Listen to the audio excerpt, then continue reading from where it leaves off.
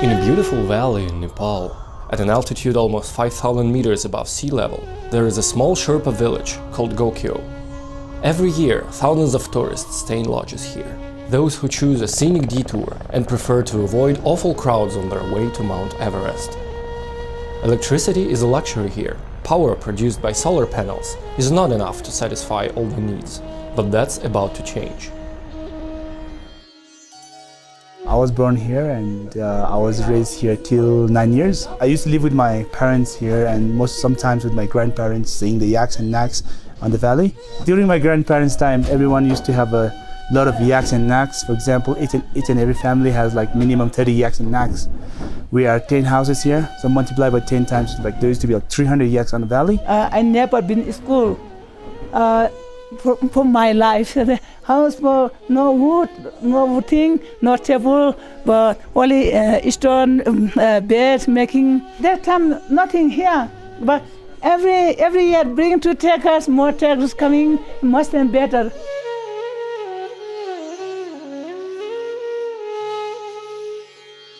Everyone built a tea house, guest house, and like tourism industry kind of. To heat the guest house, we need a lot of power. And main source of the power is right now we're using yak dung. It's working well, but we face so many problems here. To describe about collecting the yak dungs, because June, July and August we have lots of yaks and naks in these valleys, that the people from Kumjung, Kunda and Forse, they free the yaks and naks in the valley here to graze. That's the best time to collect the yak dungs in a year. It's a big competition. I mean, among the 10 lodges, like we wake up at 4 o'clock in the morning, get the fresh yak dung and pile up. When it starts autumn, when we have less rain, we make them paddy on the ground and dry it, and we store them in the house to burn rest of the month. We have a big baskets here, so we need to burn like 3 baskets a day. Well, one basket contains like 15-20 kilo, so that's 60 kilos a day.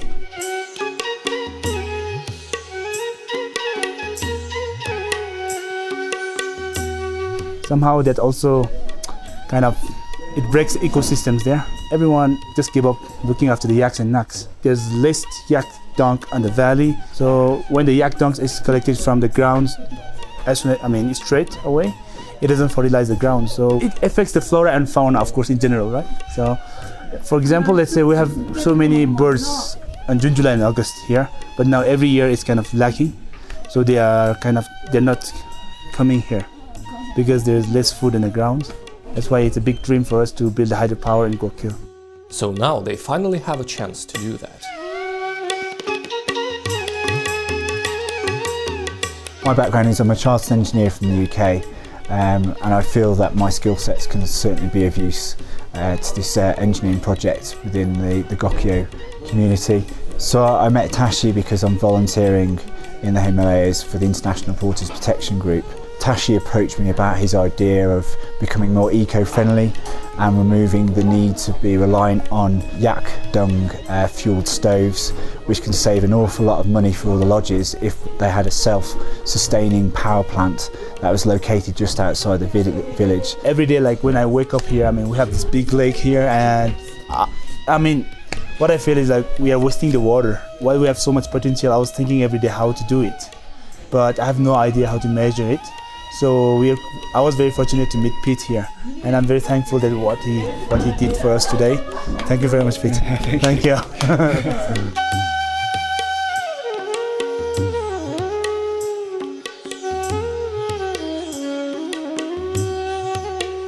What we've attempted to do is do an initial rough assessment of the river flow using a very simple bucket method of timing how long it takes to fill a bucket of a known capacity. And we've gone along the river and looked at multiple points and taken multiple readings just to give us an average feel for what at the moment is probably the lowest flow rate because the lakes are frozen. But that exercise needs to be repeated over the next probably 6 months, so you get a full spread of when the monsoon season is actually here, you get the maximum flow rate that's going through the river. And while Tashi and Pete are looking for the best spot, Tashi's father prays to the gods for the whole enterprise to be successful.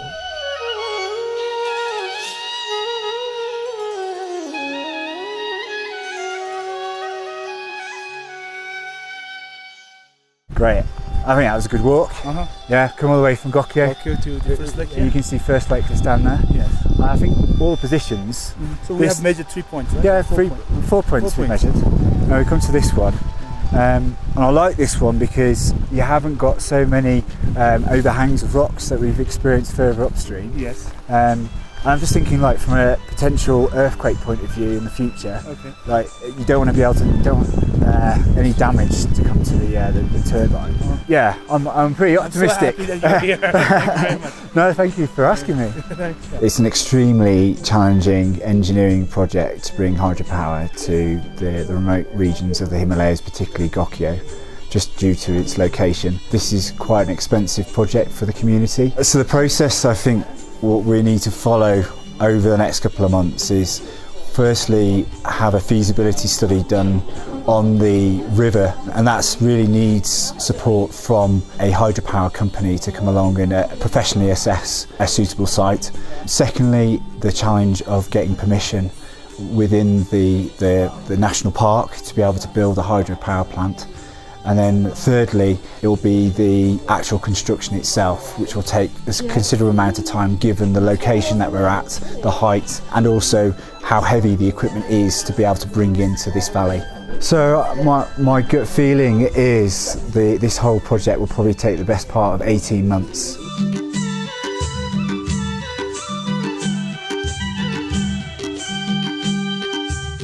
I mean, people have a different idea after that once you get the power.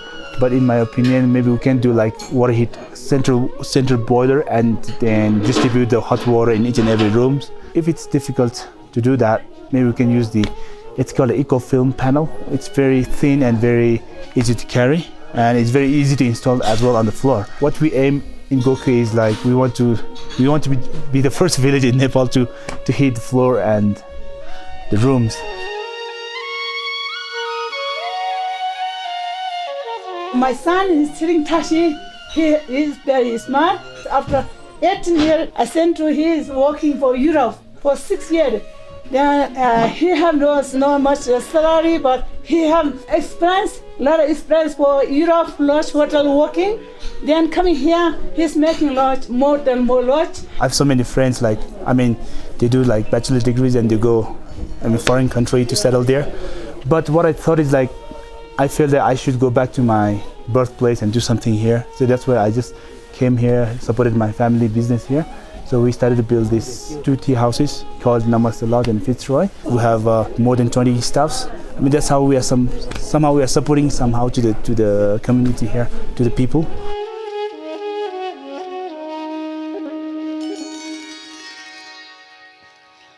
I'm 30 years now. I mean, within 30 years, I've seen a lot of changes here. This used to be a place only for the yaks and naks, and every year tourism increase here. Also, that helps to improve the life standard from the Sherpa people here. Nepal is a beautiful and fantastic place to visit. The people are so friendly and open, and then combine that with an absolutely breathtaking landscape.